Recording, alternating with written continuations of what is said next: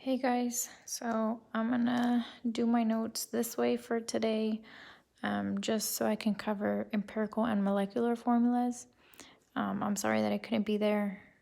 Um, we'll figure out once I'm back how you guys are doing. Either way, you will still have your quiz set for Thursday and your test set for Friday. But like I said, we'll figure it out once I'm back on the assignments that are pending. The ones that you have to turn in today, just keep them for Wednesday. I should be back Wednesday. All right, so to start off, calculating empirical formulas. Empirical formula is the lowest whole number ratio of the elements in the compound, right? So this can be the same as a molecular formula. It just depends. Once you first calculate your empirical, from there you can calculate your molecular. So your steps in calculating an empirical formula, you find the moles of each element, set up a mole to mole ratio, and then divide by your smallest whole number.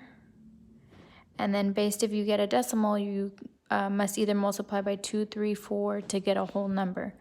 Right, so use this mole ratio as subscripts in the formula. If you're given just percent composition, assume this to be your grams, right? So it's based off out of 100 grams as a total. Right, so there is a poem that goes with this, and it'll help you guys, I guess, in the steps wise. So percent to mass, mass to moles, divide by the smallest, round to whole, right? So it's essentially the steps that I just covered. If you remember these steps, you'll be able to solve for your empirical, and then from there you can get your molecular. Right, so let's start off with given percentages. 79.8% is carbon and 20.2% is hydrogen. Find its empirical formula. Right, so what you want to start off, like I said, is your percent to mass. So convert your percent to mass.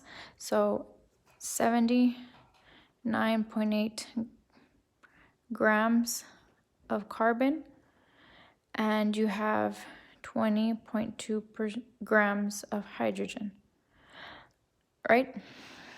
Mass to moles. So convert, this is your mass, you have to convert to moles, right? So from grams to moles. So 1 mole has, you use your periodic table to find the grams of carbon. So grams of carbon is 12.01. And now for hydrogen, again, grams goes on the bottom, you bring it down, and you have moles on top. So 1 mole of hydrogen is equal to 1.01 grams of hydrogen.